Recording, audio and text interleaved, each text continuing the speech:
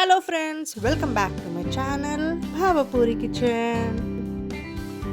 ఇవాళ మీ అందరితో దాబా స్టైల్ కాజు పన్నీర్ కర్రీ ఎలా చేయాలో చూపించేస్తాను. రెస్టారెంట్లో దొరికే ఆ రిచ్ ఫ్లేవర్ కాజు పన్నీర్ కర్రీ మనం ఇంట్లోనే హ్యాపీగా చేసేసుకోవచ్చు. ఇంకా వీడియో స్కిప్ చేయకుండా లాస్ట్ వరకు చూసేయండి. ఇప్పుడు ముందుగా నేను ఒక కడాయి పెట్టేసుకున్నాను. దాంట్లో 3 టేబుల్ స్పూన్ ఆయిల్ యాడ్ చేసేసి, ఆయిల్ హీట్ అవ్వగానే మనం ముందుగా జీడిపప్పుని ఫ్రై చేసుకుందాం. ఇలా గుండు జీడిపప్పు ఉంటే ప్రిఫర్ చేయండి, లేకపోతే పర్లేదు. ఇప్పుడు జీడిపప్పుని మనం మంచిగా ఎర్రగా ఫ్రై చేసుకోవాలి. ఆ తర్వాత ఒక బౌల్లోకి తీసేసుకుందాము. సేమ్ ప్యాన్లో నేను ఇంకొక టేబుల్ స్పూన్ ఆయిల్ యాడ్ చేస్తున్నాను. మీరు కావాలనుకుంటే ఘీ, బటర్ కూడా యాడ్ చేసుకోవచ్చు. ఘీ, బటర్ యాడ్ చేసుకుంటే ఫ్లేవర్ ఇంకా బాగుంటుందన్నమాట.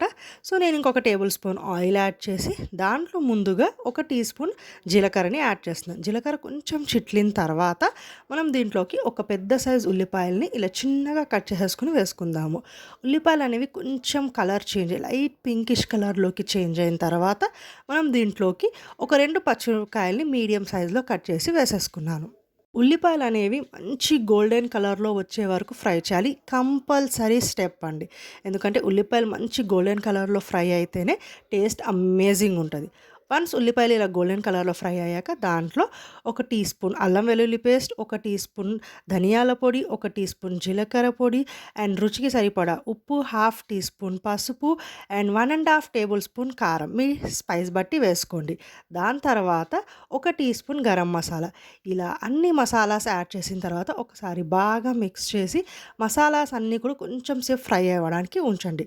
ఒక్క 2 మినిట్స్ తర్వాత మనం ఇక్కడ ఒక పెద్ద టమాటా పేస్ట్ చేసుకుందాం వాటర్ యాడ్ చేసి.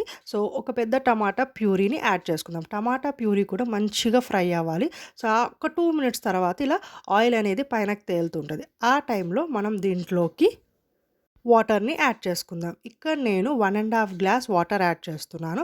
వన్స్ వాటర్ యాడ్ చేసిన తర్వాత మనకు ఆ గ్రేవీ అనేది కొంచెం థిక్ అయిన తర్వాత నెక్స్ట్ మనం ఇంగ్రీడియంట్స్ని యాడ్ చేసుకుందాం. సో మూత పెట్టేసి సిమ్ టు మీడియంలో పెట్టండి. కొంచెం గ్రేవీ అనేది దగ్గర పడి థిక్గా అయ్యిద్ది. అప్పుడు మనం దీంట్లోకి కర్డ్ని యాడ్ చేసుకుందాం. పెరుగు ఇక్కడ నేను 2 టేబుల్ స్పూన్ పెరుగుని మంచిగా విస్క్ చేసుకొని యాడ్ చేశాను. వన్స్ మనం పెరుగు యాడ్ చేసిన తర్వాత బాగా మిక్స్ చేయండి. సో దట్ పెరుగు అనేది కర్రీలోకి బాగా మిక్స్ అయిపోవాలి. ముక్కలు ముక్కలుగా ఉండకుండా మంచిగా మిక్స్ అయిపోవాలి. సో అలా బాగా మిక్స్ అయిన తర్వాత ఒక 2 మినిట్స్ అలా ఉంచేయండి. సో దట్ పెరుగు కూడా కొంచెం ఫ్రై అయ్యింది. ఈలోపు మనం ఇక్కడ 200 గ్రామ్స్ పన్నీర్ని మనం క్యూబ్స్గా కట్ చేసుకుందాము.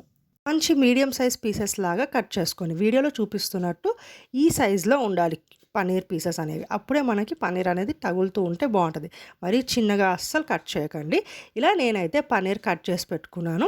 సో ఆఫ్టర్ 2 మినిట్స్ మనకు ఆ దही కూడా మంచిగా దాంట్లో కుక్ అయిన తర్వాత మనం ముందుగా ఫ్రై చేసి పెట్టుకున్న జీడిపప్పుని యాడ్ చేసుకుందాము. జీడిపప్పు యాడ్ చేసిన తర్వాత నెక్స్ట్ మనం ముందుగా కట్ చేసి పెట్టుకున్న పన్నీర్ పీసెస్ని కూడా యాడ్ చేసుకుందాం. 200 గ్రామ్స్ పన్నీర్ నేను తీసుకుంటున్నాను. వన్స్ పన్నీర్ కూడా యాడ్ చేసిన తర్వాత ఒకసారి క్విక్ మిక్స్ బాగా మిక్స్ చేసేయండి. అండ్ ఒక్క 2 మినిట్స్ సిమ్లో పెట్టేసి మూత పెట్టేయండి. సో దట్ పన్నీర్ లోపలికి కర్రీ గ్రేవీ మొత్తం కూడా అబ్జర్వ్ అయ్యిద్ది. సో ఒక 2 మినిట్స్ అలాగే ఉంచేసి సిమ్లో పెట్టేశారనుకోండి, దగ్గరకు వచ్చేసి థిక్ గ్రేవీ వచ్చిన తర్వాత లాస్ట్లో కొత్తిమీరతో గార్నిష్ చేసుకోండి. అండ్ 1 టేబుల్ స్పూన్ ఘీ అనేది కంపల్సరీ స్కిప్ చేయకుండా వేసుకోండి. అంతేనండి. ఒకసారి బాగా మిక్స్ చేసేస్తే మన కాజు పన్నీర్ కర్రీ రెడీ అయిపోయినట్టే. స్టవ్ ఆఫ్ చేసేసుకోవచ్చు.